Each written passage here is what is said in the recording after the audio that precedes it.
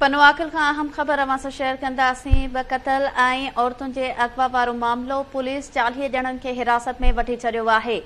Breaking news अवां सां share कयूं पिया। पनवाकल खां 16 ॼणनि जी वीडियो ज़रिए सुञाणप करण बाद गिरफ़्तारी कई वई आहे। पुलिस जो अहिड़ो मौक़िफ़ बि साम्हूं आयो आहे।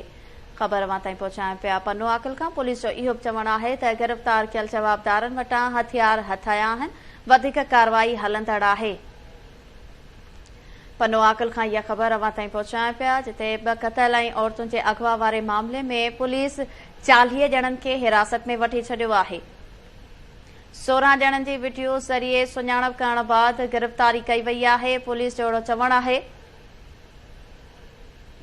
पुलिस जो इहो बि चवणु आहे त गिरफ़्तार कयल जवाबदारनि वटां हथियार हथ आया आहिनि। वधीक कार्रवाई हलंदड़ आहे। तफ़सील मालूम कंदासीं। लाइन ते मौजूद आहे मुनीर डेहो। जी मुनीर, छा तफ़सील आहिनि? जी रोशनी, पनवाकल जे सांझी थाणे जी हद ॻोठ अमीरबख्श कलोड़ो जिते महर बिरादरी जे हथियारबंदनि ने हमलो करे ॿिनि नौजवाननि खे क़तल करे ॿिनि औरतुनि हिकु निंगरी खे अगवा करे हुननि खे ज़ख़्मी करण वारे केस में SSP सखर पारां सिंगार मल्क पारां दावा कई वई आहे त जॾहिं जेका DIG सखर SSP सखर जे तर्जुमाने मूजिबि 40 ॼणनि खे पुलिस गिरफ़्तार करे वरितो आहे। जॾहिं त उन्हनि जी जेकी आहे वीडियो फुटेज जे ज़रिए जेके मोटरसाइकिल ते हथियारबंद हुआ, उन्हनि 40 खां वधीक जेके माण्हू आहिनि उनमें जेका 16 ॼणनि जी सुञाणप थी।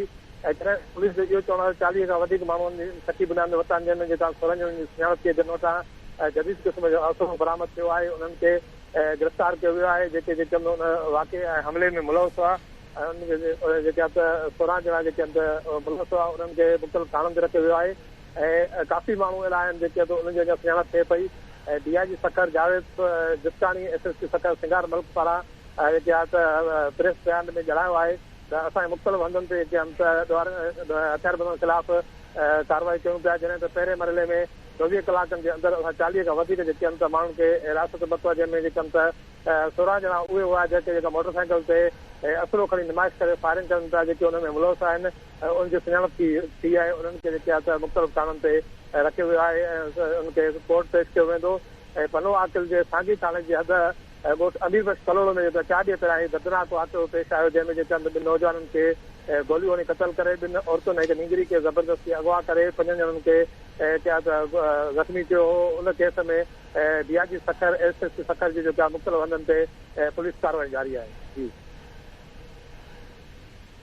वॾी महिरबानी। नाज़िन, पनवाकल खां मुनीर डेहो तफ़सील ॾिना आहिनि।